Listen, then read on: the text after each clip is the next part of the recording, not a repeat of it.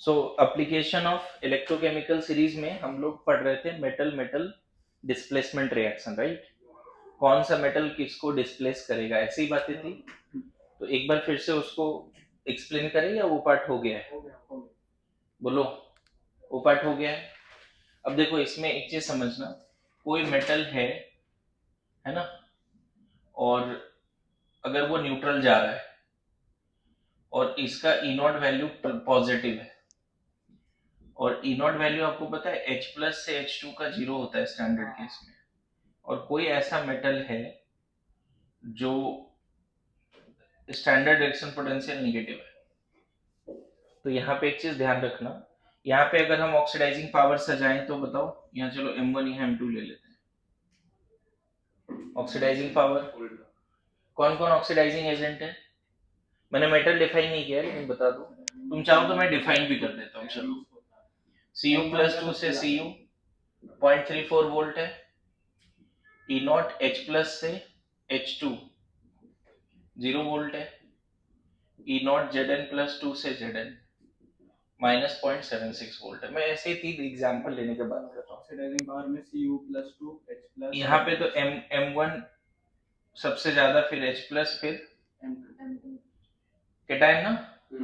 Oxidising agents are here cations, नहीं। तो मैं कौन से एप्लीकेशन का बात कर रहा हूँ कि अगर कोई मेटल एसिड में डालेंगे तो H2 गैस निकलेगा या नहीं निकलेगा। कोई एसिडिक सॉल्यूशन है उसमें मेटल डाल दिया, ठीक है, तो H2 गैस निकलेगा या नहीं निकलेगा। तो यहाँ पे देखो, जिस मेटल केटायन का SRP ज्यादा है ये किसको ऑक्सीडाइज करेगा, H प्लस को या H2 को? ये किसको? अच्छा, रिडक्शन रिडक्शन रिड्यूसिंग पावर अगर कंपेयर करें तो रिड्यूसिंग एजेंट कौन कौन है? रिड्यूसिंग एजेंट कौन कौन है जी? ये ना, ये सब रिड्यूसिंग एजेंट है, बोलो पक्का। और ये सारे ऑक्सीडाइजिंग एजेंट है। तो सबसे अच्छा M2 रहेगा। तो इसमें सबसे रिएक्टिव मेटल ऑब्वियसली यही है M2, फिर H प्लस, फिर M1, सॉरी H2। यहाँ तक समझ रहे हो? तो रिड्यूसिंग पावर के हिसाब से देखो इससे ज्यादा सही बनेगा। दिया रहता है SRP, लेकिन हम लोग रिड्यूसिंग पावर से क्वेश्चन करें तो जल्दी बनेगा। M2 को अगर M2 स्ट्रॉन्ग रिड्यूसिंग एजेंट है, मतलब ये ज्यादा रिएक्टिव है ना, मोर रिएक्टिव हुआ ना जी, है कि नहीं। तो M2 को अगर M2 किसको ऑक्सीडाइज रिड्यूस करेगा, H2 को या H प्लस को?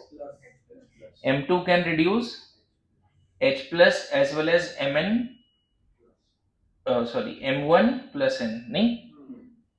यहाँ पे सजाओ, बताओ पहले, रियल एग्जांपल में आ जाते हैं। Cu plus 2 H plus Zn plus 2, reducing power में आ जाते हैं Zn H2 Cu। तो हम क्या बोलेंगे, zinc metal can reduce, zinc metal can reduce H plus as well as cupric ion, नहीं। मतलब जो मोर रिएक्टिव मेटल है, अगर उस मेटल को एसिडिक सॉल्यूशन में डालोगे तो H2 gas pop up sound के साथ आएगा।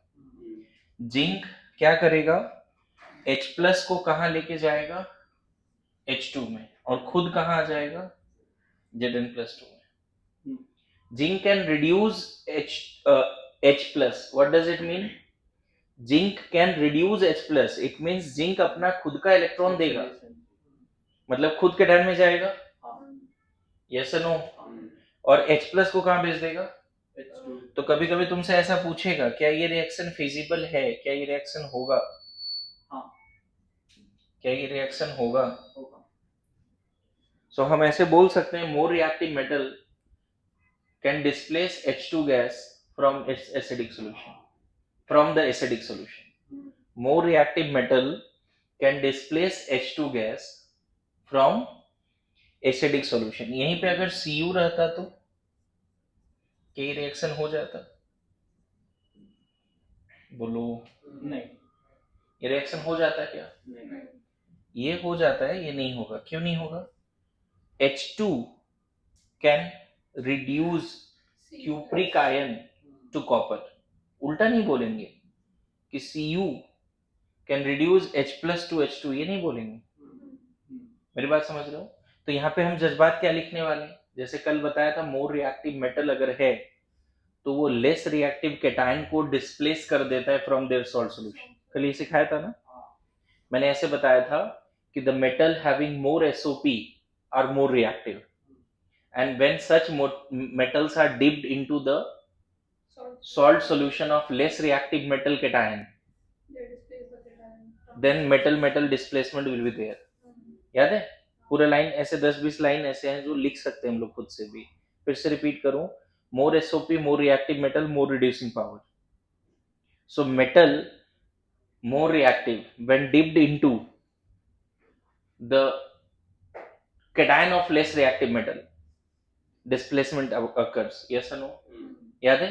और ऐसे बोला था लेस रिएक्टिव मेटल का कंटेनर बना सकते हो, मोर रिएक्टिव मेटल का कंटेनर नहीं बना सकते। अब यहाँ पे नया चीज है कि हाइड्रोजन गैस मिलेगा या नहीं मिलेगा। When metal react with acid will it give hydrogen और नॉट, है ना। मेटल H2 रिएक्शन या मेटल H+ रिएक्शन, ऐसे हेडिंग दे सकते हैं एप्लीकेशन का। एप्लीकेशन हमने लिखा भी था वहां पे ना, whether metal react with acid और नॉट, है ना, उधर 4-5 लिखा है था ना एप्लीकेशन। तो उसमें हम लोग जज्बात क्या लिखेंगे, है ना। पहले इतना लिख लो फिर मैं जज्बात लिखाता हूँ। कभी कभी क्या होगा, ये लाइन को प्रोसेस करना पड़ता है और पहले से पढ़ा हुआ है तो प्रोसेस करना आसान हो जाता है ना। Reaction of metal with acid बोल सकते हैं, मेटल से मेटल आयन H+ से H2, मेटल से मेटल आयन और H+ से H2 बनाने की बातें हो रही है, ठीक है।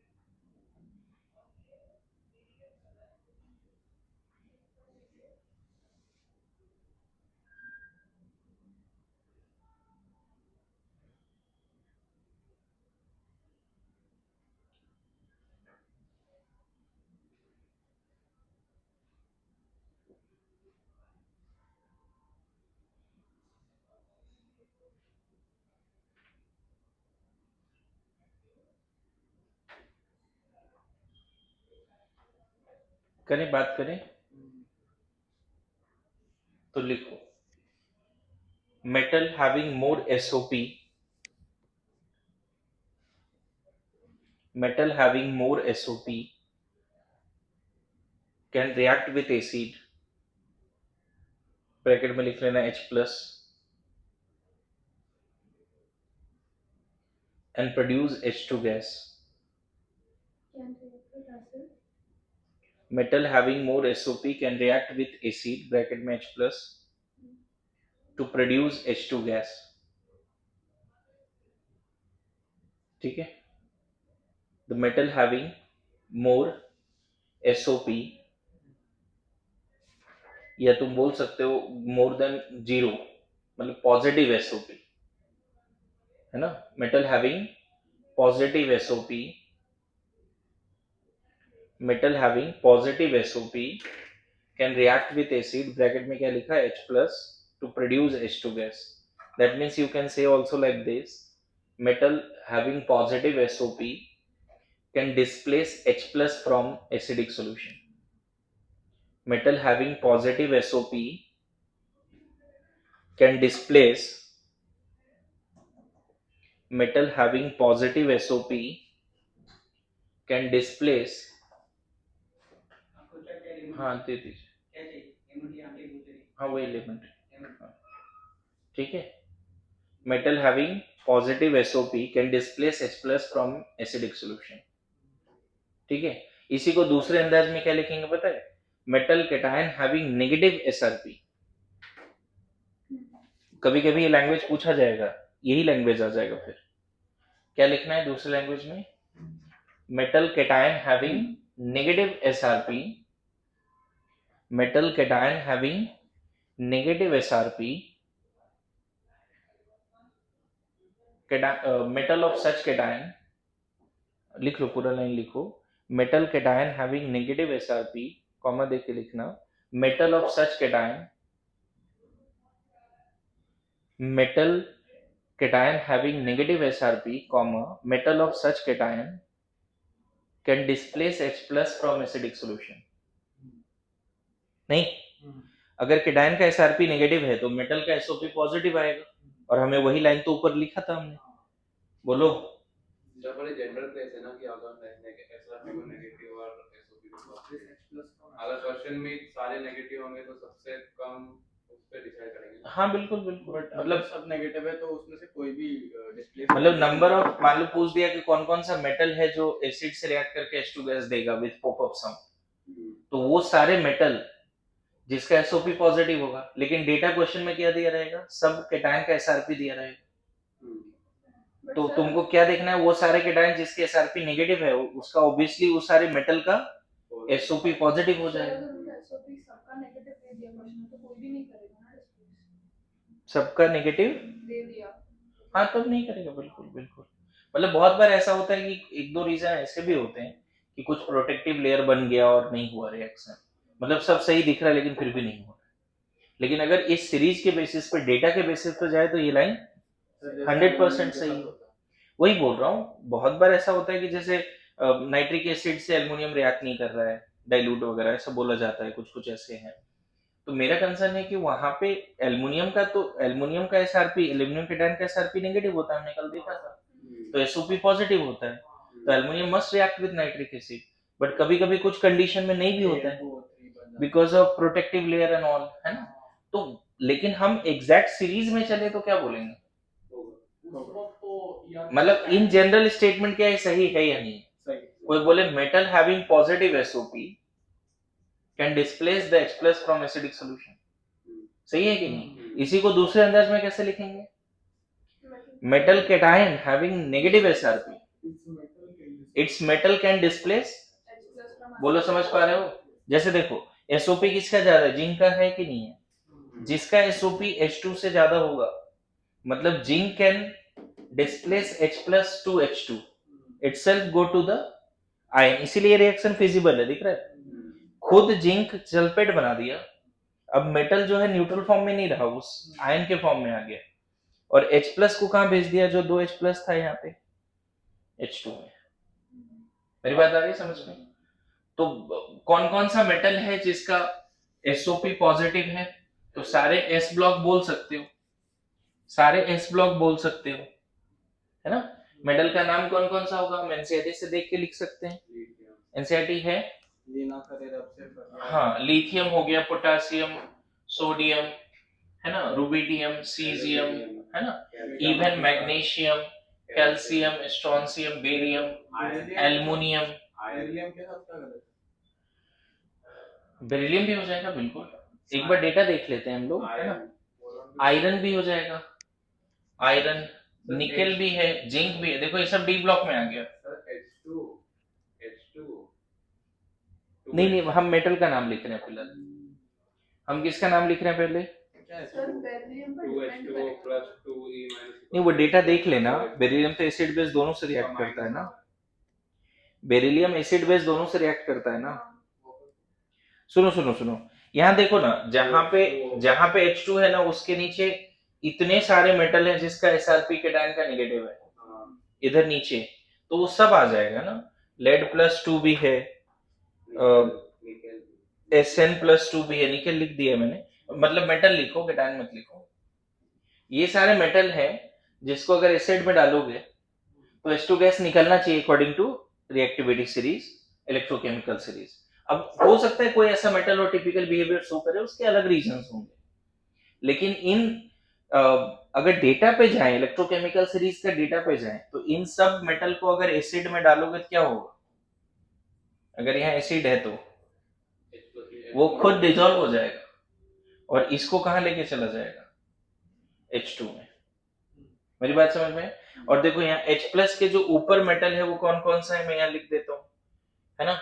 कोबाल्ट बोल रहा हूँ, गोल्ड है, सिल्वर है, कॉपर है, नहीं, आयरन मतलब मेटल, वहां Fe+3 से +2 वाली बात है, इसलिए हम सिर्फ मेटल लिख रहे हैं यहाँ पे, ठीक है, ज्यादा नहीं, कुछ कुछ मेटल लिख देते हैं बस, समझ गए। तो ये सब ऐसे मेटल हैं जिसको अगर एसिड में डालोगे, है ना, तो नहीं कुछ होगा, metal as it is inert पड़ा रहेगा। और इन सबको एसिड में डालोगे तो रिएक्ट कर जाता और बहुत बार ऐसा होता है कि कॉन्सेंट्रेटेड, डाइल्यूट, अलग अलग कंडीशंस पे कुछ चीजें वेरी भी कर जाती है, लेकिन स्टैंडर्ड केस में तो हम बोलेंगे कि ये सारे मेटल को अगर एसिड में डालेंगे तो सर कंसंट्रेटेड और डाइल्यूट करेंगे, नेक्स्ट इक्वेशन पे बात करेंगे हम लोग, है ना, मेरी बात समझ रहे हो क्या है, बोलो। तो हमने एनसीईआरटी को देख के कुछ मेटल का लिस्ट बना लिया, पता है इन सारे मेटल कैटायन का एसआरपी नेगेटिव है, मतलब इन सारे मेटल का एसओपी क्या है, इन सारे मेटल का एसओपी क्या है, पॉजिटिव, और इन सारे मेटल का एसओपी क्या है, नेगेटिव। और आपको पता है कि H+ से H2 बने या H2 से H+ बने, स्टैंडर्ड केस में 0 वोल्ट होता है, नहीं याद है, स्टैंडर्ड हाइड्रोजन इलेक्ट्रोड। तो हम इस तरह का एक क्वेश्चन समझ सकते हैं, ठीक है, कौन कौन सा मेटल है जिसको एसिड में डालने से H2 गैस मिलेगा, रिएक्टिव मेटल, S ब्लॉक के तो सारे मेटल दिख रहे हैं, कुछ कुछ P ब्लॉक, कुछ कुछ D ब्लॉक के भी दिख रहे हैं, देखो P ब्लॉक में एल्युमिनियम, लेड, Pb, ये सब भी दिख रहे हैं। तो हमारे पास एक सीरीज होना चाहिए कि कौन कौन सा मेटल है, और देखो ये सब कॉइनेज मेटल है, इसीलिए ये सबका कॉइन बनता है ना, कॉइन बना, पता से कॉइन बना, एसिड में डाल दिया, कॉइन ही गायब हो गया। समझ रहे हो ना, पहले भी लोग स्मार्ट ही थे ना, इसका कॉइन क्यों नहीं बना रहे, मतलब इसी का कॉइन बना रहे, इन सब का कॉइन क्यों नहीं बना रहा, आयरन का क्यों नहीं बना रहा, इन सब का कॉइन, खराब हो जाएगी ना, रिएक्ट कर जाएगी। अब ऑर्नामेंट वगैरह भी सिल्वर गोल्ड का क्यों बन रहा है भाई, अच्छा दिखता है ना, अच्छा दिखता है, लेकिन उससे ज्यादा केमिस्ट्री वाला रीजन है, रिएक्टिव नहीं है वो। अच्छा दिखता अगर गोल्ड रिएक्टिव होता, मान लो तुम गोल्ड का ऑर्नामेंट पहन और पानी से रिएक्ट कर रहे हैं, नहा रहे, पता चला इधर कुछ हो रहा है पानी से ही रिएक्ट कर रहा है भाई, नहीं, थोड़ा बहुत एसिड बेस सोप वगैरह से रिएक्ट कर रहा है, तो उसका वो अच्छा दिखे तो भी लोग नहीं पहनेंगे ना उसको, मेरी बात आ रही है समझ में ना।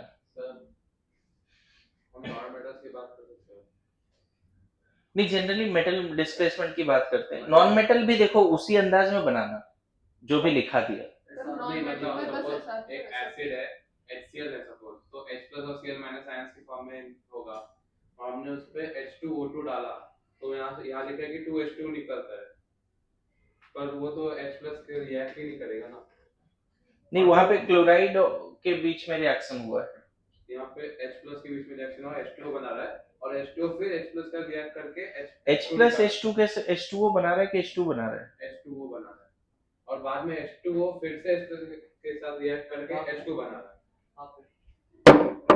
सबसे पहले H2O2 है, और मैं फिर बोल रहा हूँ, डेटा अगर दिया रहेगा ना तो तुम वही कंसेप्ट लगाओगे, लेकिन वहां पे पता चला कि MnO4 Mn+2 में जा रहा है, ऐसी वाली बात है, मतलब कोई आयन है जो एक ऑक्सीडेशन स्टेट से दूसरे ऑक्सीडेशन स्टेट जा रहा है, यहाँ न्यूट्रल मेटल की बातें कर रहे हैं, ठीक है, नेक्स्ट लिखो, चलो है। लिखो। तो पानी रिड्यूसिंग एजेंट है, डिपेंड करता है कौन से कंडीशन पे है, क्या पीएच है, उन सब पे बातें होती है, ठीक है, क्योंकि यहाँ पे उसका SRP नेगेटिव दिया, हाँ, और जब उसका फॉर्मेशन है तो उसका पॉजिटिव दिया, कहाँ पे, 0.8 -1, हाँ तो वही बोल रहा हूँ ना, मीडियम है ना, देखो वाटर का दो इक्वेशन है, एक यहाँ वाटर बन रहा है एसिडिक में भी, हाँ वही बोल रहा हूँ मैं कि बन है के ना? फिर से H2 निकाल रहा है, तो वो भी हो सकता है ना डिस्प्लेसमेंट, सर तो डिपेंड नहीं, लेकिन वहां पे मेंटेन किया है ना, ये स्टैंडर्ड H+H, स्टैंडर्ड केस में एक जगह पे pH 0 मेंटेन किया है और दूसरी जगह पे OH- जो है 1 मेंटेन किया है, मतलब POH 0 मेंटेन किया है, कंडीशन है भाई, मुझे लग रहा है मतलब वो सिर्फ पानी नहीं है, स्ट्रांगली एसिडिक है, जहाँ पे H+1 है, H+ की कॉन्सेंट्रेशन क्या है पहले वाले केसेस में, वो तुम सिर्फ पानी नहीं है, मेरी बात समझ रहे हो ना, वो हम पढ़ेंगे इलेक्ट्रोलिसिस में, सिखाएंगे आपको कि कैसे एनोड और कैथोड पे H2 वाटर का इलेक्ट्रोलिसिस होता है, ठीक है, लिखो अभी। नेक्स्ट एप्लीकेशन लिखो, to construct the electrochemical cell. ये मैंने उधर लिखाया भी था, ऑफ मैक्सिमम ईएमएफ, नहीं 4-5 पॉइंट लिखाया था ना। To construct the electrochemical cell. अब यहाँ पे मैं कुछ क्वेश्चन भी करा दूंगा, यहीं पे प्रैक्टिस हो जाएगी ठीक ठाक। देखो, अगर मान लो आपको ऐसा दिया E नॉट AL प्लस 3 से AL, ये -1.36 वोल्ट था शायद, नहीं? E नॉट AG प्लस से AG, ये 0.8 वोल्ट था। ये वाला डेटा देख लेना एल्युमिनियम वाला, L प्लस 3 से AL का, है ना? -1.66 6 है क्या? ठीक। मान लो ये डेटा दिया हुआ है, क्वेश्चन क्या है कि तुमको एक बैटरी बनाना है इससे, यही डेटा दिया हुआ है। क्या क्या करना है वो सारी बातें वे सीख लो, नेक्स्ट टाइम फिर से मैं ऐसा डेटा दूंगा और आप फिर सारा काम लिखना। तो जैसे ये दिया रहेगा ना, तो जिसका SRP पॉजिटिव है वो कैथोड बनेगा, हाँ, और जिसका SRP नेगेटिव है वो एनोड बनेगा। ये बताया था पहले। हाँ, तो पहला काम यही होगा कि इधर तुम बना दो सिल्वर, सॉरी गोल्ड बोल रहा हूँ, एल्युमिनियम, हाँ, नहीं, इधर बना दो सिल्वर का इलेक्ट्रोड, राइट? बोलो, इसको जोड़ देंगे, सॉल्ट ब्रिज लगा देंगे, सब पढ़ाया ना पहले भी, हाँ, फंक्शन कंस्ट्रक्शन सब कुछ। हाँ, तो जिसकी SRP कम है वो एनोड बन गया। अब यहाँ पे फाइनल वर्किंग होगी, एनोड ऑटोमेटिकली यहाँ पे क्या होगा, एल्युमिनियम ऑक्सीडाइज होगा, 3 इलेक्ट्रॉन यहाँ छोड़ेगा। तो what is the reaction at anode? ध्यान रखना, इलेक्ट्रोकेमिकल सेल में एनोड पे ऑक्सीडेशन होता है, इलेक्ट्रोकेमिकल सेल में एनोड पे ऑक्सीडेशन होता है, और ये बोल सकते हैं नेगेटिव है या लो पोटेंशियल पे है, लो पोटेंशियल पे। अब इलेक्ट्रॉन यहां से फ्लो करके इधर पहुंचा, मैंने उधर भी बताया था, in external circuit electron flow to anode to cathode, याद है? यहाँ पे कैथोड में क्या होगा बच्चे, जो इलेक्ट्रॉन आया, क्योंकि 3 इलेक्ट्रॉन आया इसीलिए बैलेंस करके लिखना चाह रहे हैं, चलेगा? 3 Ag प्लस सोल्यूशन से किसके तरफ भागा, कैथोड के तरफ। सो ध्यान रखना, इलेक्ट्रोकेमिकल सेल में कैथोड पॉजिटिव या हाई वोल्टेज पे होता है, हाई पोटेंशियल पे होता है, और यहाँ क्या होता है, रिडक्शन अपने आप। यहाँ क्या होता है, ऑक्सीडेशन अपने आप, तुम नहीं कराते, खुद होता है। तो ये पूरा पार्ट लिख दिया, पहला पार्ट तो बैटरी बन गई, सब हो गई। सबसे पहले एनोड और कैथोड पे रिएक्शन लिखो, फिर ओवरऑल रिएक्शन लिखो। ओवरऑल क्या पता है, ये बैलेंस करके नहीं भी लिखते ना, अगर मान लो तुम यहाँ पे 3 हटा देते बैलेंस, लेकिन ओवरऑल में इसको 3 से मल्टीप्लाई करके इसमें ऐड करना पड़ता। Good to go. याद करो, रेडॉक्स रिएक्शन कैसे बैलेंस करते थे, ताकि लॉस और गेन ऑफ इलेक्ट्रॉन बराबर हो जाए। यहाँ 3 मोल का अगर लॉस है तो यहाँ पे 3 मोल का गेन भी होना चाहिए, बराबर हो जाए। तो इसको ऐड कर दो, अब क्या हो जाएगा, Al solid plus 3 Ag plus aqueous gives क्या, Al plus 3 aqueous plus 3 Ag solid, balance हो गया। मैं फिर बोलूं, अभी मैं नेक्स्ट टाइम यही लिखूंगा और तुमको इतना काम करना है, ऐसे बैटरी बनानी है, कहाँ एनोड है कहाँ कैथोड है, सब करना है, फिर ओवरऑल रिएक्शन लिखना है। अब मैं बात कर रहा हूँ सेल रिप्रेजेंटेशन का, इससे पहले मैंने होमवर्क दिया था सेल रिप्रेजेंटेशन को लेके। कैसे करते हैं सेल रिप्रेजेंटेशन? तो पहले एनोड जिससे बना है उसको लिखा जाता है, फिर एनोड एनोडिक कंपार्टमेंट का आयन लिखा जाता है। Good to go. 2 लाइन, फिर 2 लाइन बताता है सॉल्ट ब्रिज को। अच्छा, ये 2 लाइन किसको बताता है, सॉल्ट ब्रिज को। पहले एनोड, फिर एनोडिक कंपार्टमेंट का आयन, फिर कैथोडिक का पहले आयन लिखा जाता है। यहाँ आयन कौन सा है, सिल्वर प्लस। क्या है आयन, कैथोडिक का क्या लिख दिया, आयन, और वो कहां जाके डिपॉजिट हो रहा है, सिल्वर इलेक्ट्रोड पे। मेरी बात आई समझ में? This is the cell representation. अच्छा, सेल रिप्रेजेंटेशन में बैलेंस करके लिखना जरूरी नहीं है, जिसका इलेक्ट्रोड बना है उसको डायरेक्ट लिखो। एनोडिक कंपार्टमेंट में कौन सा आयन बन रहा है, Al सॉलिड से Al+3 में जा रहा है, और कैथोडिक में कौन सा रिएक्शन हो रहा है, Ag प्लस से Ag बन रहा है। तो दो, देखो ये एक्वस मीडियम में सॉलिड है, उसके फेज को दिखाने के लिए एक वर्टिकल लाइन। सेल रिप्रेजेंटेशन कैसे होता है समझ गए? मैं फिर बोलूं, फ्यूचर में सेल रिप्रेजेंटेशन को देखकर ओवरऑल रिएक्शन लिखने आना चाहिए, मतलब बैलेंस फॉर्म में। समझ में आया क्या बोल रहा हूं? फ्यूचर में दोनों होना चाहिए, ओवरऑल रिएक्शन बैलेंस फॉर्म में दिया है तो सेल रिप्रेजेंटेशन लिखने आना चाहिए, सेल रिप्रेजेंटेशन को देखकर ओवरऑल रिएक्शन भी लिखने आना चाहिए बैलेंस फॉर्म में। गुड टू गो?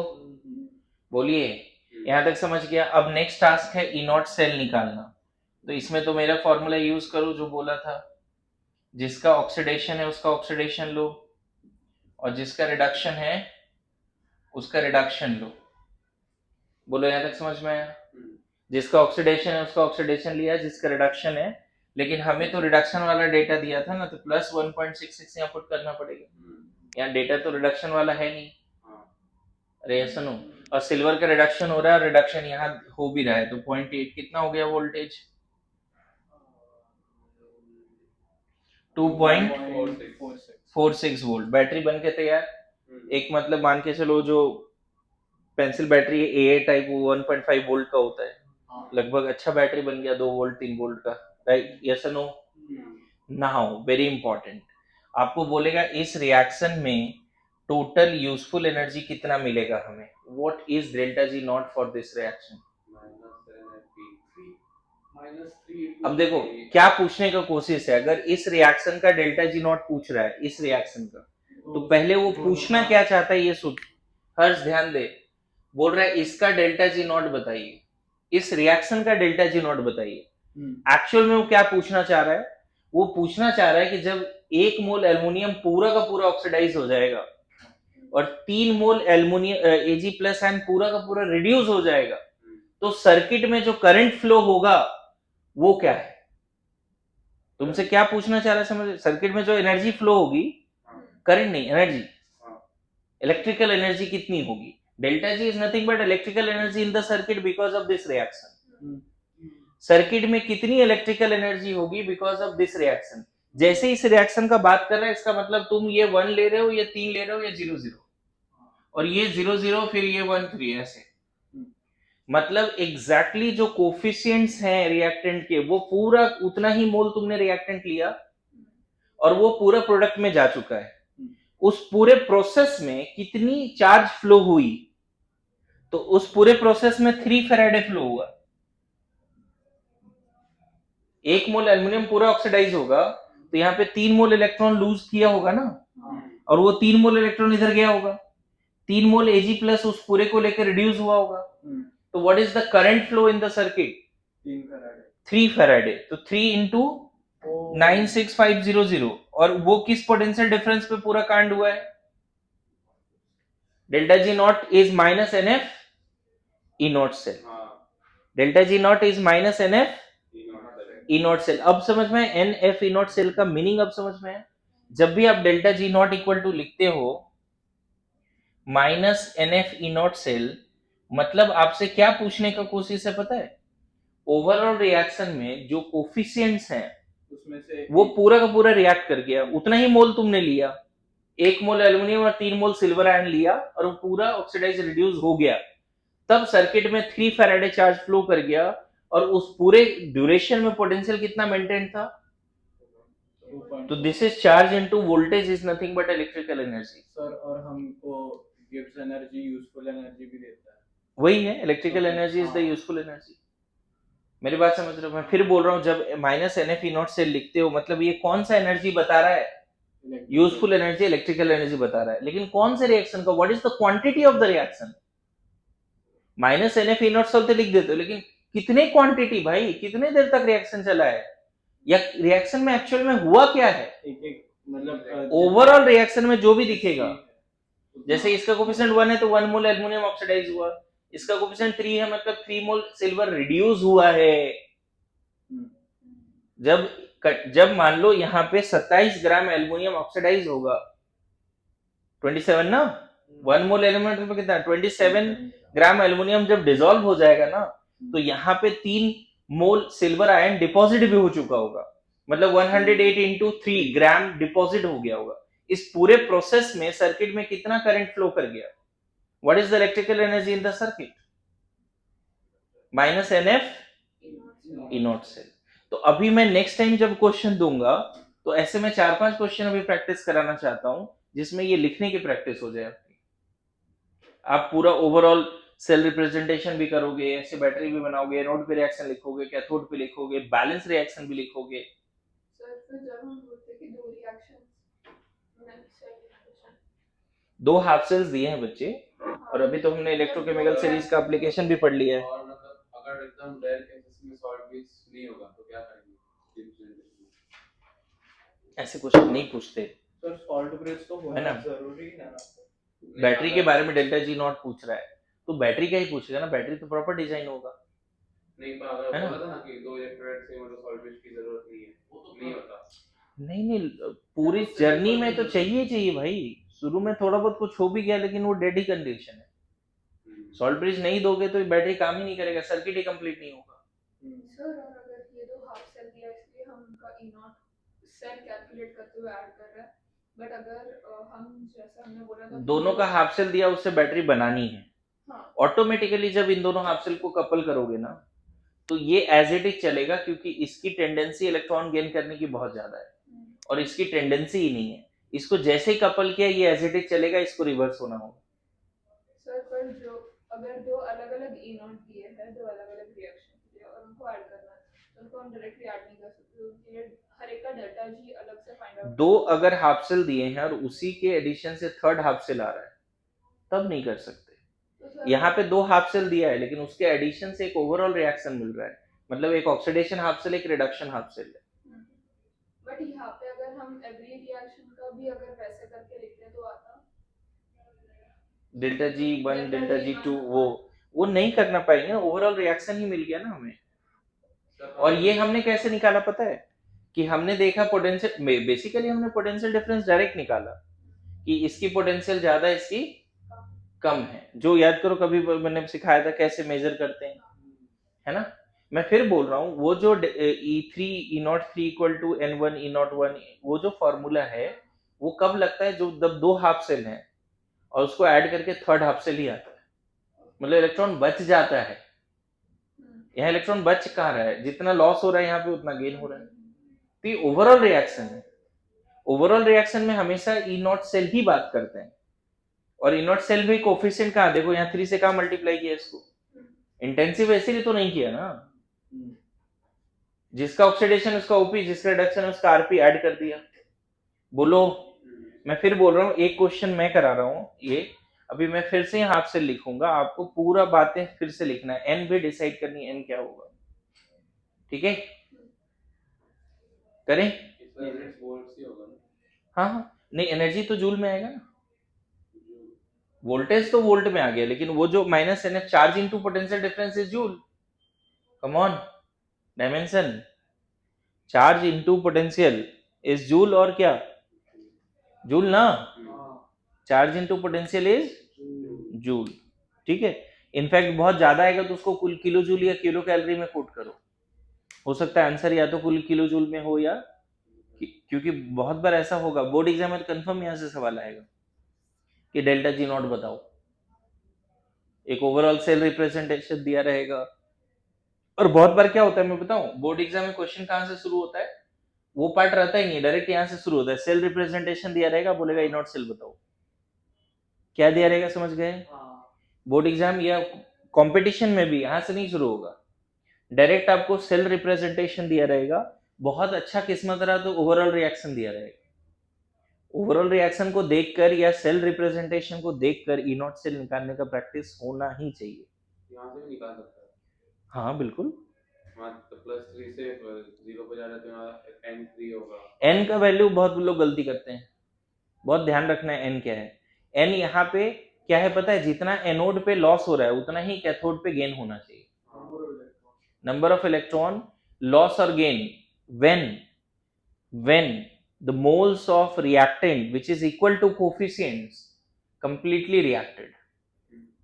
फिर से यहां बता दूं n क्या है, यहां पर n है number of mole of electron lost और gain when moles of reactant which is equal to coefficients completely reacted. जैसे देखो बैलेंस इक्वेशन लिख दिया वहां पे। अब बताओ 1 मोल एल्युमिनियम को पूरे ऑक्सीडाइज करने के लिए इलेक्ट्रॉन कितना चाहिए? 3 फैराडे। और 3 मोल सिल्वर आयन के लिए इलेक्ट्रॉन कितना चाहिए? तो जितना यहाँ लॉस हो उतना ही तो गेन हुआ। वही तो इलेक्ट्रॉन इधर से उठ के उधर गया। अब 6 मोल मत बोल देना इलेक्ट्रॉन। एनोड पे जितना इलेक्ट्रॉन निकला है वही कैथोड पे गया है और वही चार्ज सर्किट में फ्लो हुआ है। मेरी बात आ रही समझ में जी? बोलिए, अभी भी क्रॉस क्वेश्चन है किसी का कुछ भी? मैं फिर बोलूं, फ्यूचर में आपसे क्या पूछा जाएगा? डायरेक्ट सेल रिप्रेजेंटेशन देके ई नॉट सेल, या फिर आपसे पूछा जाएगा सेल रिप्रेजेंटेशन देकर डेल्टा जी नॉट। समझ गए? लेकिन अभी मैं वो 3-4 क्वेश्चन बाद में देता हूं। अभी मैं यहाँ पे क्वेश्चन दे रहा हूं तो मैं थोड़ा सा अलग है ना।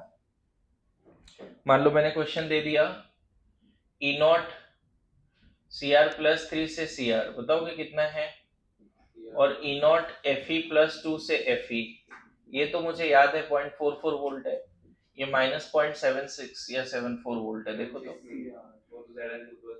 74 होगा तब। देखो तो Cr+3 से Cr का वैल्यू गिवन है -0.74। चलो सेम काम करना है फिर से। ये पूरी बातें लिखनी है इन दोनों हाफ सेल के लिए। तुम खुद डिसाइड करो किसको एनोड बनाना है किसको कैथोड बनाना है। अगर ये पूरा लिख लिया है तब वो क्वेश्चन करो, ठीक है? और मैं चाहता हूँ कंजूसी मत करो, ड्रॉ करो कहाँ क्या हो रहा है। उससे पता चलता है फ्यूचर में कि इलेक्ट्रॉन कहाँ से कहाँ फ्लो हो रहा है। एनोड पे हमेशा ऑक्सीडेशन होता है, ये याद हो जाएगा धीरे धीरे प्रैक्टिस करने से। कैथोड पे, बैटरी के कैथोड पे हमेशा रिडक्शन होता है, बैटरी के एनोड पे हमेशा ऑक्सीडेशन होता है। बैटरी का एनोड हमेशा लो पोटेंशियल पे होता है, बैटरी का कैथोड हमेशा हाई पोटेंशियल पे होता है। बैटरी में इलेक्ट्रॉन की फ्लो हमेशा एनोड से कैथोड की तरफ होती है इन एक्सटर्नल सर्किट। ये बात समझ में आ रही है? तो एक तो मैंने एल्युमिनियम और सिल्वर वाला इलेक्ट्रोड दिया था जो बोर्ड पे पूरा सोल्यूशन है। एक दूसरा दिया, उसको कर दो जल्दी से भी। ओके, अभी तैयार रहना पड़ेगा वीकली टेस्ट के लिए, तो हालत खराब हो जाएगी। काइनेटिक्स के भी बहुत अच्छे सवाल हैं और इलेक्ट्रो तो आज जो पढ़ाऊंगा वो भी है, कल जो पढ़ाऊंगा वो भी है। हाँ बिल्कुल, कल है क्या? हाँ तो जब आज पढ़ाऊंगा वो भी है उधर। हाँ जी, इसमें आपने पेपर सेट कर दिया। हाँ काइनेटिक्स भी बहुत अच्छे सवाल है सारे। ठीक है, यहाँ तक समझ गए?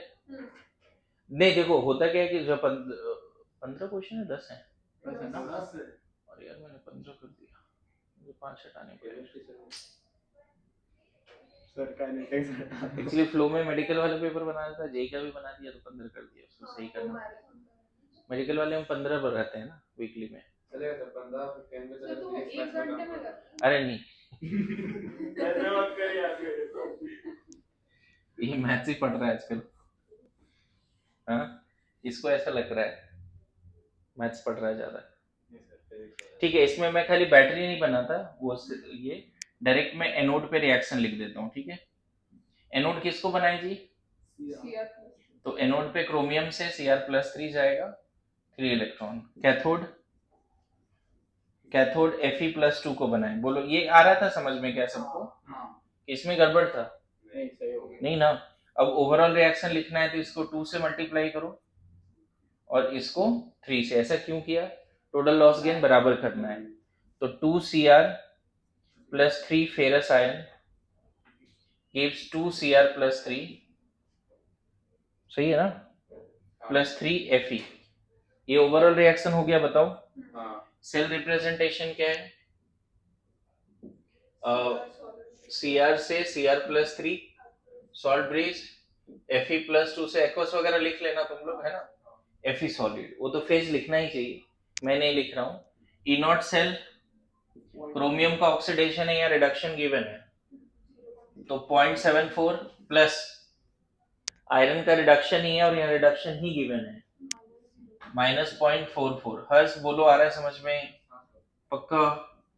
ई नॉट सेल कितना आ गया बच्चे? 3 वोल्ट ना। अब हम डेल्टा जी नॉट भी निकाल लेंगे, -NF ई नॉट सेल। अब यहाँ N क्या होगा?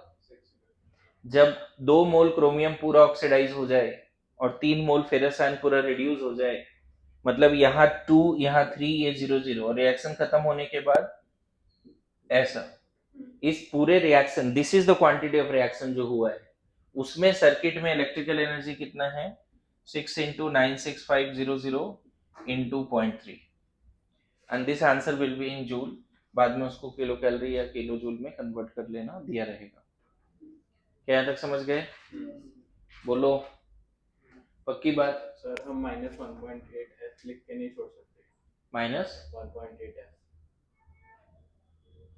माइनस 1 पॉइंट, मतलब फैराडे का वो तो देख लेना आंसर क्या है, वो तो आंसर देखना पड़ेगा। एक और करना है, अभी रुकना नहीं है। ई नॉट H प्लस से H2 0 वोल्ट, ये तो पता ही है आपको। ई नॉट AU प्लस 3 से AU, ये कितना था बच्चे को बता दोगे क्या? गोल्ड का प्लस 3 से गोल्ड प्लस में हो 1.4 1.4 वोल्ट। चलो फिर से वही काम करना है। चलो बैटरी मत बनाओ, लेकिन पूरा काम करो जल्दी। क्या डिस्कस करें? एनोड पे क्या है, कैथोड पे क्या है, ओवरऑल क्या है, बात करें? मैं कंस्ट्रक्शन कर दूं क्या बैटरी का, या डायरेक्ट लिखूं? तो H2 से जा रहा है 2H plus plus 2 electron, AU plus 3 electron AU, balance करो।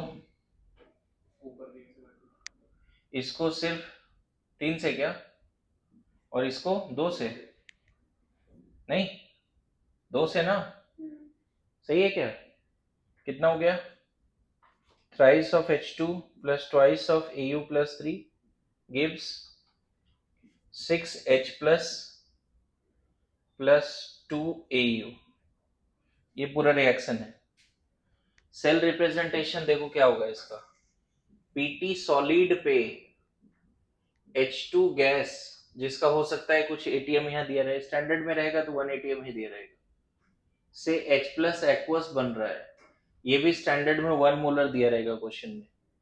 फिर salt bridge AU plus 3 aqueous, ये भी स्टैंडर्ड में 1 मोलर दिया रहेगा, और 1 मोलर लिखा भी नहीं जाता स्टैंडर्ड केस में। समझ गए क्या लिख रहा हूं मैं? क्योंकि गैस है ना, तो वहां पे इसकी प्रेशर भी होगी, स्टैंडर्ड केस में 1 ATM होगा। H2 गैस है ना, H2 गैस है, ये एक्वस है कि नहीं? अब बताओ किसका ऑक्सीडेशन किसका रिडक्शन बताओ। तो हमें क्या लिखना पड़ेगा, E नॉट H2 से H plus plus E not AU plus 3 से AU। अच्छी बात है, ये 0 है और ये 1.4 है, तो 1.4 वोल्ट आ गया। डेल्टा जी नॉट बताओगे? -6 इंटू 96500 इंटू 1.4, ये जूल कर देना डायरेक्टली। तो मुझे लगता है कि ऐसे 10 क्वेश्चन दे तो भी वही आंसर आएगा। बोलो, आएगा ना? अब मैं ऐसा करता हूँ कि हाँ देखा, एन में लोग दिक्कत करते हैं, 2 3 का 6 एन में लोग दिक्कत करते हैं ना। अच्छा अभी ना देखो, मुझे बोलना नहीं था लेकिन मैं बोल देता हूँ फिर भी, बैटरी के भी क्वेश्चन रहेंगे टैब टेस्ट में, वीकली टेस्ट में। बैटरी होमवर्क दिया था, मैं सोचा था नहीं बताऊंगा लेकिन मैंने बता दिया। थियरी है ना, ठीक है, कुछ भी रह सकता है भाई, बैटरी होमवर्क दिया है, थियरी रहेगा। मतलब टाइप्स ऑफ बैटरी और उसके हाँ, उसमें क्या रिएक्शंस हैं वो सब भी रह सकता ओ ओके। है। अब क्वेश्चन ही बता दूं क्या? नहीं मुझे समझ नहीं अरे रिकॉर्ड हो रहा है ये, मतलब कम से कम ऐसा तो मत करो मुझे सपने आ रहे हैं, भगवान जी ने सपने में क्वेश्चन बताया है। हाँ? सर शांति में कर लेना तो भी चल जाता उनको। अरे नहीं, गलत तो गलत ही होता है ना। अब इसी वजह से वो, मान लो फिर नेक्स्ट ईयर इतना अच्छा रिजल्ट, तो नेक्स्ट ईयर आ जाते 1 लाख बच्चे, और पढ़ाना लिखाना है नहीं, यही काम करने हैं। इंडिया में हर जगह पे लोग दिन रात मेहनत कर रहे हैं। हाँ, ऐसा मुझे लगता है क्या ही इतना सोचा जाए, इससे और गंदे गंदे काम चल रहे हैं वर्ल्ड में। 1 साल से रसिया यूक्रेन लड़ रहा है, हजारों लाखों लोग 1 मर साल? रहे हैं। 2 साल हो गए क्या? 5 5 साल से लड़ रहे हैं। हाँ सर, कोविड के जस्ट बाद से चालू हुआ। अभी ईरान, यूएसए, इजराइल, ये सब तो अलग ही है। कितने लोग मर रहे हैं भाई, मासूम लोग एकदम। एप्स्टीन फाइल अलग। सब रिकॉर्ड हो रहा है भाई। तुम लोग मतलब सब नॉलेज रखा है नहीं। हाँ। ओके, आगे बढ़े। ठीक, लिखो नाउ नर्स्ट इक्वेशन। अभी एनसीईआरटी का ये 2 क्वेश्चन करना तो घर पे, मतलब ये सारे क्वेश्चन एक बार ट्राई करना, कौन से पहला, दूसरा, तीसरा, 4 क्वेश्चन ट्राई करना एनसीईआरटी का। इवन इधर कंडक्टेंस वाला पार्ट है वो भी कर सकता है। एनसीईआरटी इंटेक्स एक्सरसाइज क्वेश्चन करो, सॉल्व है ना, एक्सरसाइज में है भाई, ठीक है। इंटेक्स एक्सरसाइज सारे सॉल्व करना है एनसीईआरटी का। ओके, पुराने वाले लिखो नर्स्ट इक्वेशन। लिखा क्या है नर्स्ट इक्वेशन ऑल अबाउट, बात करें। हाँ बोलो। देखो, अगर आपको याद होगा कि अगर यहाँ कॉपर इलेक्ट्रोड है Cu+2, सॉरी कॉपर सॉलिड है और Cu+2 है जिसकी 1 मोलर कॉन्सेंट्रेशन है। आपको याद है यहाँ अगर रिडक्शन होता है तो SHE से कपल करके इसका वैल्यू कितना निकालते थे, याद है। HEC से कपल करके इसका वैल्यू आया था E0 0.34 वोल्ट, याद है। अगर ये हाफ सेल स्टैंडर्ड केस में है तो SHE से कपल करके, हेडिंग देना नर्स्ट इक्वेशन, उसके बाद मैं जज्बात थोड़ा डिस्कस कर रहा हूँ, फिर मैं आगे थ्योरी बताऊंगा। अगर मान लो यही copper electrode non standard condition में होता, कॉपर सॉलिड है, क्यूप्रिक आयन भी है, बट कॉन्सेंट्रेशन जो है कुछ C है, 1 मोलर नहीं, कॉन्सेंट्रेशन 1 मोलर नहीं है, नॉन स्टैंडर्ड कंडीशन है। और नॉन स्टैंडर्ड केस में भी मान लो यहाँ रिडक्शन ही हो रहा है। मेरी बात आ रही समझ में। नॉन स्टैंडर्ड केस में बदल सकता है, हो सकता है बिल्कुल, नॉन स्टैंडर्ड केस में कहीं रिडक्शन की जगह ऑक्सीडेशन हो सकता है, ऑब्वियसली इतने चेंजेस ला दिए तुमने। स्टैंडर्ड केस में अगर हो रहा था तो SHE से कपल करके हमने आरपी निकाला था। ये क्या है, E0 Cu+2 से Cu ही तो है, इसी को E0 आरपी बोलेंगे ना, ये सेम है ना। मेरी बात आ रही समझ में। अगर सेम चीजें ये कब है, स्टैंडर्ड में। सेम हाफ सेल अगर नॉन स्टैंडर्ड केस में रिडक्शन हो रहा है तो इसकी भी एक इलेक्ट्रोड पोटेंशियल होगी जिसको हम नॉट नहीं बोलेंगे, सिर्फ E Cu+2 से Cu बोलेंगे और उसकी भी कुछ वैल्यू होगी, नॉट नहीं लगाएंगे बस। सेम हाफ सेल अगर नॉन स्टैंडर्ड केस में चल रहा है तो एक रूल है कि इसको कनेक्ट करो SHE से, निकाल लो वैल्यू। लेकिन बार बार एक्सपेरिमेंट कितना करे, एक एक्सपेरिमेंट तो SHE के रिस्पेक्ट में हो रखा है ना स्टैंडर्ड कंडीशन में। अगर कोई हाफ सेल ऑक्सीडेशन हो या रिडक्शन हो या ओवरऑल सेल क्यों ना हो, फिर से सुनना, ऑक्सीडेशन हो, रिडक्शन हो या ओवरऑल सेल रिएक्शन क्यों ना हो, अगर स्टैंडर्ड केस में एक्सपेरिमेंट हो रखा है और वही रिएक्शन अगर नॉन स्टैंडर्ड केस में हो रहा है तो Nernst has given A equation, जिस केस में आपको एक्सपेरिमेंट नहीं करना है, थ्योरेटिकली आप इसका इलेक्ट्रोड पोटेंशियल निकाल सकते हो। नर्स्ट ने क्या काम किया समझ गए। स्टैंडर्ड केस में हमने प्रॉपर एक्सपेरिमेंट किया, इसको SHE से कपल करके हमने E0 वैल्यू निकाला। सेम कॉपर इलेक्ट्रोड अगर नॉन स्टैंडर्ड केस में रिडक्शन कर रहा है, अभी भी देखो रिडक्शन हाफ सेल है, तो इसका इलेक्ट्रोड पोटेंशियल हम कैसे निकाल सकते हैं। एक तो है फिर से एक्सपेरिमेंट कर, और दूसरा क्या है, नर्स्ट इक्वेशन से कर सकते हैं। मेरी बात आ रही है समझ में। तो मैं धीरे धीरे अभी 2 एग्जांपल दूंगा, इसको लिखो पहले।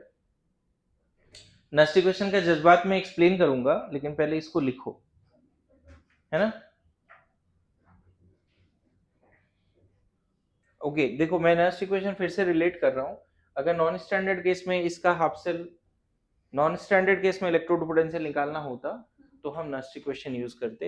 एक एग्जांपल और लेता हूं, मान लो यहाँ कॉपर है ना, फिर से पूरा ही ड्रॉ करके समझा देता हूँ। कॉपर बोल रहा हूँ, आपको याद होगा कि अगर यहाँ पे जिंक इलेक्ट्रोड है, जिंक सॉलिड है, Zn+2, ZnSO4 है और यहाँ 1 मोलर है, स्टैंडर्ड कंडीशन है, ठीक है। अब बताओ स्टैंडर्ड में अगर ऑक्सीडेशन हो रहा है स्टैंडर्ड में, तो SHE से कपल करके इसको हमने निकाला था 0.76 वोल्ट, याद है? अगर सेम चीजें नॉन स्टैंडर्ड केस में जिंक ऑक्सीडेशन करे, है ना, जिंक सॉलिड है और यहाँ पे कॉन्सेंट्रेशन फिर क्या है, कुछ और है, C1C2, जिंक सल्फेट भी है यहाँ पे, और नॉन स्टैंडर्ड केस में, नॉन स्टैंडर्ड कंडीशन में मान लो यहाँ फिर से ऑक्सीडेशन हो रहा है, ठीक है, तब हम यहाँ ई नॉट नहीं लगाएंगे, लिखेंगे ऐसे ही, और इसका वैल्यू हम कैसे निकालेंगे, यूजिंग नर्स्ट इक्वेशन। या फिर एक ओवरऑल सेल रिएक्शन का बात करो, अगर डेनियल सेल है, यहाँ पे जिंक है, कॉपर है, सब स्टैंडर्ड केस में, याद है डेनियल सेल हमने पढ़ाया था, सारे स्टैंडर्ड केस में, बताओ याद आ रहा है? स्टैंडर्ड केस में अगर ये रिएक्शन हो रहा है, मान लो Zn plus Cu plus 2 gives Zn plus 2 plus Cu, याद है? तो स्टैंडर्ड केस में इसका E0 सेल क्या आ रहा था, 1.1 वोल्ट, याद है? रिएक्शन हो, अगर यही Daniell cell non standard case में होता, नॉन स्टैंडर्ड कंडीशन, मतलब यहाँ जिंक तो है एनोड पे, यहाँ कॉपर भी कैथोड पे है, सॉल्ट ब्रिज सब है, नहीं, जिंक है, कॉपर है, अभी भी रिएक्शन वही हो रहा है, Cu plus 2 plus Zn plus 2 to Cu, इस केस में ई सेल बोलेंगे, नहीं समझे? मतलब Nernst equation is applicable for oxidation half cell, reduction half cell, overall cell, but under non standard condition. मेरी बात आ रही है समझ में? हर जगह लगा सकते हैं हम लोग, ठीक है? तो ये जज्बात लिख सकते हो तुम लोग कि नर्स्ट इक्वेशन इज एप्लीकेबल, है ना, for oxidation half cell, reduction half cell और overall cell reaction under non standard condition. Mainly standard में भी लगा सकते हो, लेकिन नॉन स्टैंडर्ड में ज्यादा यूजफुल है, स्टैंडर्ड में तो डेटा अवेलेबल रहता है। Nernst equation is applicable for oxidation half cell, reduction half cell as well as overall cell reaction. इसका डेरिवेशन लिखेंगे। हाँ अभी करेंगे ना, अभी तो जज्बात ही लिखा रहे हैं, मतलब तुम्हें समझ में आना चाहिए कि हम कहाँ यूज करने वाले हैं नर्स्ट इक्वेशन को। And overall cell reaction,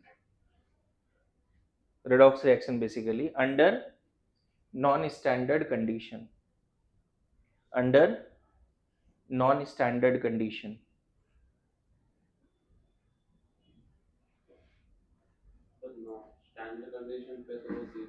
standard पे आ जाएगा, बिल्कुल स्टैंडर्ड पे भी निकाल सकते हैं, नहीं स्टैंडर्ड पे जो ई सेल होगा वो ई नॉट सेल आएगा, ई ओपी होगा वो ई नॉट ओपी आएगा, ई आरपी होगा वो ई नॉट आरपी आएगा। बात करें नाउ,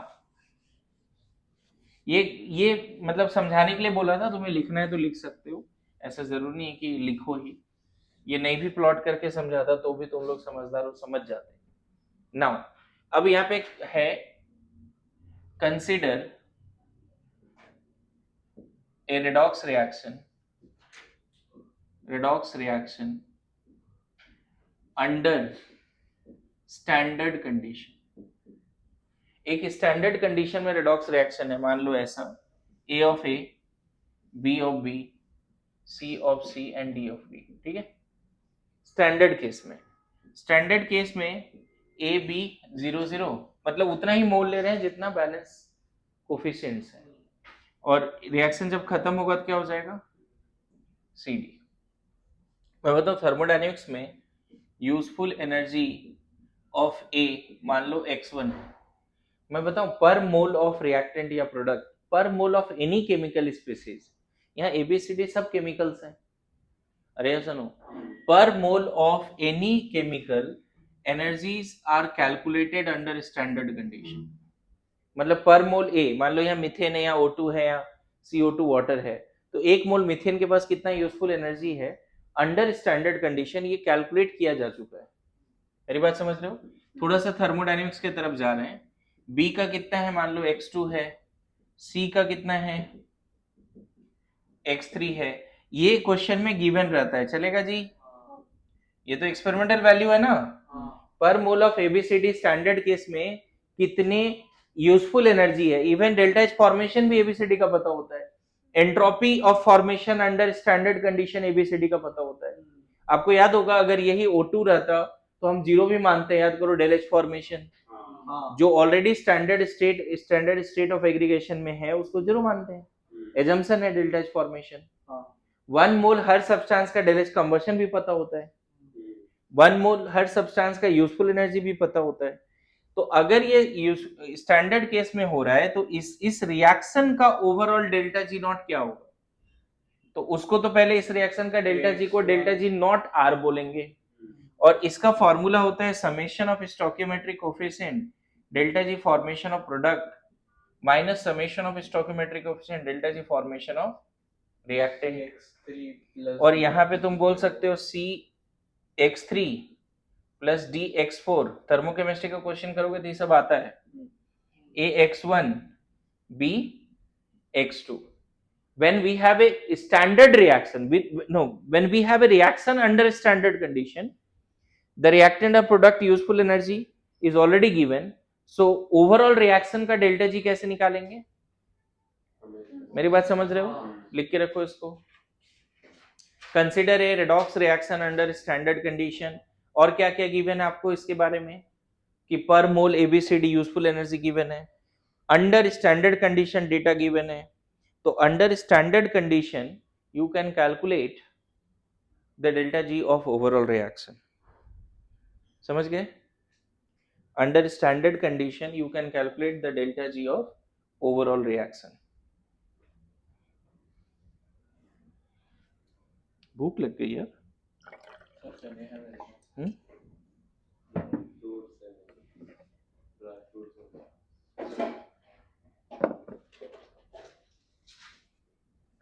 वजन बढ़ रहा है। चने प्रोटीन। चलो चलो इसको लिखो, जल्दी लिखो, आगे बढ़े। अगर same reaction non standard case में होगा तब क्या? Consider same redox reaction under non standard condition. Delta G formation बदल जाएगा। बताता हूं, अभी भी यहाँ यही हो रहा है, AB00 उतना ही रिएक्टेंट रिएक्ट किया है जितना कोफिशिएंट के बराबर है।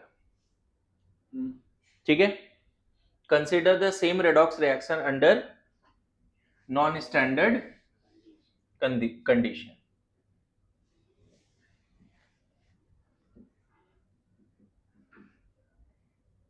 समझ रहे हो? तो अब मैं बताऊं, इसका प्रूफ जेई एडवांस तक में भी नहीं दिया है मॉड्यूल वगैरह में कहीं भी। इस रिएक्शन का डेल्टा जी जो होगा पहले तो नॉट नहीं होगा, ठीक है, एंड इस रिएक्शन का डेल्टा जी नॉट जो होगा वो delta G naught plus RT ln Q होगा, where Q is the reaction quotient. AB/CD समझ गए? मतलब अगर कोई रिएक्शन नॉन स्टैंडर्ड केस में है, प्रोवाइडेड उस रिएक्शन का स्टैंडर्ड केस में डेल्टा जी पता है। अच्छा ये कैसे निकालेंगे? अभी जस्ट निकाल लिया था क्योंकि स्टैंडर्ड केस में वैल्यूज गिवन थे। सेम रिएक्शन अगर नॉन स्टैंडर्ड केस में होता है तो उसकी जो डेल्टा जी है under non standard condition can be calculated using this formula. मैं बताऊं इसकी प्रूफ भी है, ठीक है। चलो एक होमवर्क देता हूं, उसको प्रूफ सोच के लाओ। मतलब मैं क्या बोलना चाह रहा हूं, ए का यूजफुल एनर्जी स्टैंडर्ड केस में क्या है? डेल्टा जी नॉट ए है। उसी का नॉन स्टैंडर्ड केस में कितना यूजफुल एनर्जी है, वो कैसे हम डिराइव कर सकते हैं, ये एक होमवर्क है। फॉर्मूला डेरिवेशन का सोचो थोड़ा, ठीक है। फिलहाल हम इस फॉर्मूला को यूज कर लेता हूं। अब मुझे बताओ, यहां तक समझ गए? बोलो, Q के जगह पे क्या लिखेंगे? C का पावर C, D का पावर D बाय A का पावर A। मतलब यहां समझो QPC होता है, थर्मोडायनेमिक इक्विलिब्रियम कोसेंट होता है। थर्मोडायनेमिक इक्विलिब्रियम कोसेंट का मतलब जो यहाँ गैस है तो उसका प्रेशर भी लेंगे और लिक्विड है तो उसका मोलैरिटी लेंगे। मतलब सिर्फ कॉन्सेंट्रेशन नहीं, कॉन्सेंट्रेशन बाय कॉन्सेंट्रेशन Kc होता था, याद करो। प्रेशर बाय प्रेशर क्या होता था? Kp होता था। यहाँ पे थर्मोडायनेमिक इक्विलिब्रियम कांस्टेंट लिया जाता है। ओवरऑल रिएक्शन में कोई गैस है तो उसका प्रेशर, अगर कोई आयन है तो उसका कॉन्सेंट्रेशन, सब साथ में लेंगे, Kpc। मतलब एक्टिव मास अगर C यहाँ गैस है तो उसका प्रेशर रखेंगे, बट अगर मतलब दोनों है तो pressure of C power C। दोनों सारे अगर मान लो आयन ही है तो सबका कॉन्सेंट्रेशन रखेंगे। नहीं, बट प्रेशर और कंसंट्रेशन एक साथ नहीं होते। नहीं हो सकता ना, अभी करेंगे क्वेश्चन सॉल्व, बताता हूं आपको। यहाँ पे थर्मोडायनेमिक इक्विलिब्रियम कांस्टेंट है, बस ये ध्यान में रखना है, ठीक है। अभी अब मुझे बताओ, इसके जगह पे यही अगर रेडॉक्स रिएक्शन है, नॉन स्टैंडर्ड केस में बैटरी के अंदर चल रहा है, ये नॉन स्टैंडर्ड जो गैल्वेनिक सेल अभी बनाया था ना, जिंक एंड Zn+2 बनाया था कहीं, Cu+2 एंड जिंक, वो स्टैंडर्ड केस में कितना आ रहा था, 1 आ रहा था। और वही रिएक्शन अगर नॉन स्टैंडर्ड केस में है तो उसका ई सेल कितना लिखा था, मतलब ई नॉट सेल नहीं लिखा था, क्या लिखा था, ई सेल लिखा था। तो पता है इसके जगह पे हम क्या फॉर्मूला रखेंगे, -NF ई सेल, बोलो। इसके जगह पे -NF ई नॉट सेल, बोलो, प्लस RT LNQ, चलेगा। अब -NF से थ्रू आउट डिवाइड कर दो, क्या मिलेगा आपको, ई सेल क्या मिलेगा, ई नॉट सेल नहीं, ई सेल मिलेगा, E naught cell minus RT upon LF minus NF RT ना, RT minus upon RT upon NF LNQ LNQ ना। अब देखो डिराइव हो रहा है धीरे धीरे इक्वेशन, मेरी बात आ रही समझ में। इसको तुम अगर log 10 में रखना चाहो तो -E0 2.303 RT upon NF by NF log to the base 10 हो गया ना भाई, यहां तक समझ गए। अच्छा, इसी ये तो है ही मोस्ट जनरलाइज्ड नस्ट इक्वेशन है, पता है ये हाफ सेल के लिए यहाँ ओपी रहेगा तो यहाँ ओपी नॉट रहेगा, नहीं समझे, यहाँ अगर ओपी है तो यहाँ ओपी नॉट रहेगा। अभी सब जगह पे लगा के बताता हूँ इक्वेशन। हाँ बिल्कुल, वहां पे भी तो आयन आता है ना, कैथोडिक एनोडिक कंपार्टमेंट में आयन आता है, मैं बताता हूँ। अभी देखो इसको और दूसरे फॉर्म में कैसे लिख सकते हैं बच्चे, E cell equal to E naught cell, मैं जो जो वैल्यू पता है ना उसको एक जगह पे रखता हूँ, 2.303 R बाई F तो पता है, इसको अलग कर देते हैं T और N। T क्यों अलग कर रहे हैं, क्योंकि टेम्परेचर भी वेरी कर सकता है, और N तो रिएक्शन पे डिपेंड करता है ना, ये वो N वही है जो हमने अभी डेल्टा G नॉट वाला निकाला था, number of electrons आ रहा है समझ में, log Q, यहां तक समझ गए। अभी क्या कर सकते हैं हम लोग, इसका वैल्यू निकाल के एक इक्वेशन बना सकते हैं, ठीक है। नहीं वो नहीं, इसका वैल्यू थोड़ा अलग आएगा, है ना, 2.303 इंटू आर का ऐसा यूनिट लो 8.314 और उसको फिर डिवाइड करो 9650, सब SI से करो, है ना, बताओ कितना आ रहा है।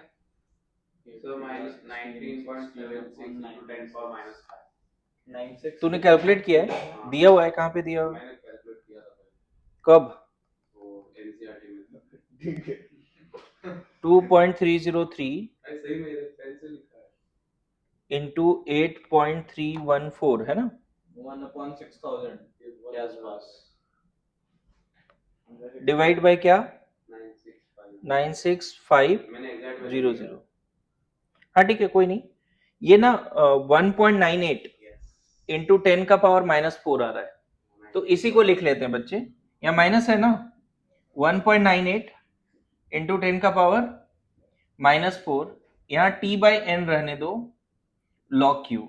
मैं बताऊं इंडिया में इस इक्वेशन का यूज नहीं होता, अभी भी बहुत सारे ऐसे कंट्री है जिसमें इस इक्वेशन का यूज होता है, जहाँ पे टेम्परेचर 25 डिग्री नहीं करते, 50 60 100 डिग्री भी रखते हैं, मतलब चीजें और बदलते हैं, है ना। बहुत सारे ऐसे कंट्री है जहाँ पे कैलकुलेशन बहुत चेक करवाया जाता है, वहाँ पे भी जो इंजीनियरिंग एग्जाम होती है ना, एंट्रेंस वगैरह, बहुत कैलकुलेशन चेक कराया जाता है। जॉर्डन वगैरह ऐसा कंट्री है, बहुत खतरनाक कैलकुलेशन होती है ना। ऊपर से कैलकुलेटर देते हैं या नहीं देते पता नहीं। तो एक तो ये क्वेश्चन रट सकते हैं, इसको शॉर्ट में 2 ले सकते हैं क्विक कैलकुलेशन के लिए। अदरवाइज अगर हम टेम्परेचर लेते हैं स्टैंडर्ड, सिर्फ कॉन्सेंट्रेशन वेरी करते हैं, तो यहाँ पे 298 मल्टीप्लाई करेंगे इसमें, जब इसमें 298 मल्टीप्लाई करेंगे तब एग्जैक्ट जो इंडिया में एग्जाम होती है वो वाला वैल्यू आ जाएगा 0.0591 बाई N log Q।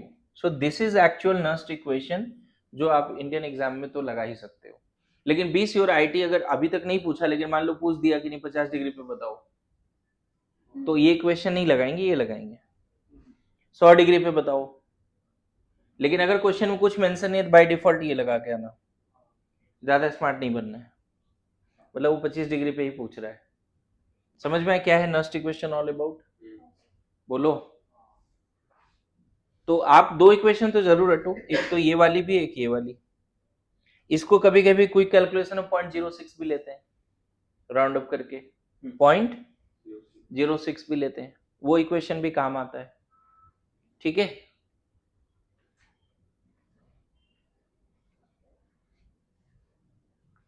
यहां तक समझ गए?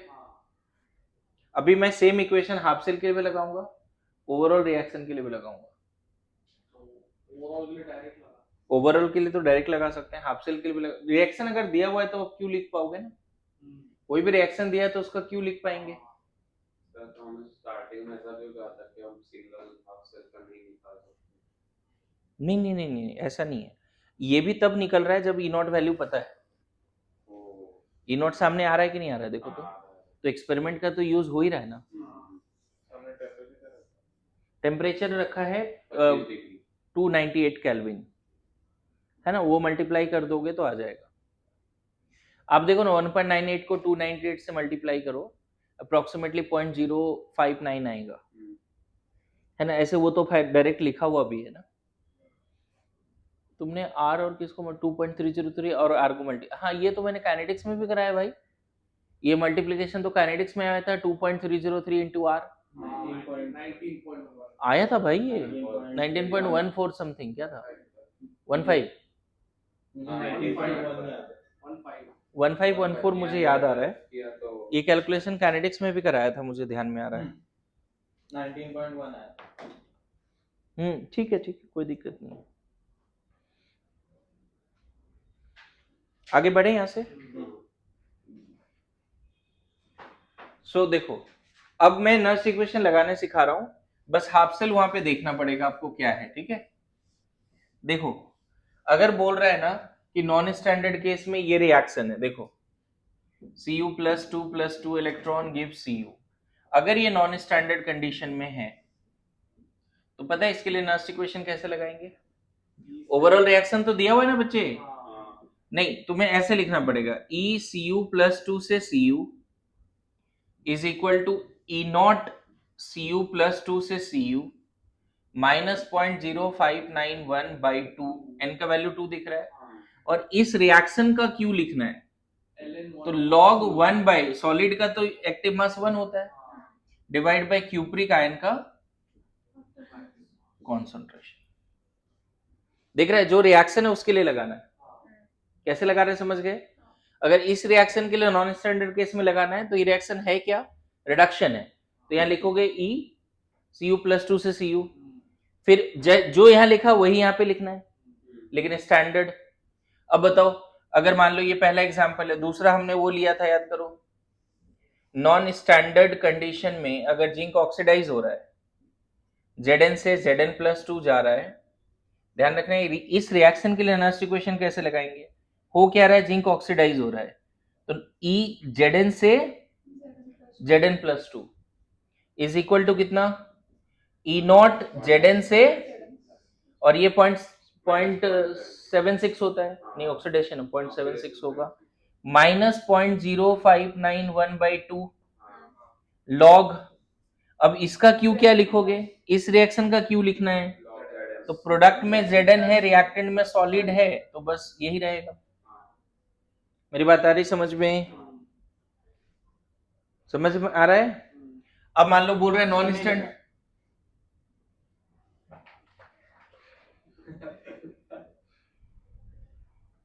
चल नहीं लिखा, देख लो इसको, पहले एक्सप्लेन ही कर देता हूं।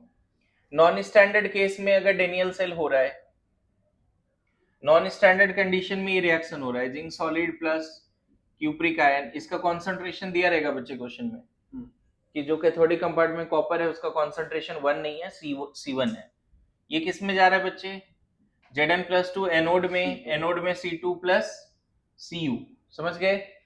अगर इसके लिए हमें नॉन स्टैंडर्ड केस में नर्स्ट इक्वेशन लगाना है तो हमें यहाँ ई सेल लिखना पड़ेगा, यहाँ इसी का E0 सेल लिखना पड़ेगा, -0.0591 बाय ओवरऑल n का वैल्यू क्या है 2 log इसी का q लिखना पड़ेगा, तो पता है यहाँ Zn प्लस 2 आएगा और नीचे Cu प्लस 2 आएगा और वो वैल्यूज क्वेश्चन में गिवन होगा। मेरी बात आ रही है समझ में? तो इस पे क्वेश्चंस कैसे करते हो नेक्स्ट क्लास में करते हैं, चलेगा? आप क्या करो, नर्स इक्वेशन पूरा पढ़ के आओ। कल मैंने इलेक्ट्रोकेमिकल सीरीज पे 50 क्वेश्चन एप्लीकेशन में दिया था कि करना है, अगर नहीं किया तो उसको करना है। दूसरा, आज नर्स इक्वेशन पे जाके 25 क्वेश्चन करने हैं, वो सारे क्वेश्चन करने हैं जिसमें नर्स इक्वेशन का यूज आ रहा है। ट्राई करो, 25 में 20 भी बनेंगे तो अच्छी बात है। ऑल्दो अभी मैंने क्वेश्चन नहीं करा है, लेकिन आप ट्राई कर सकते हो, ठीक है?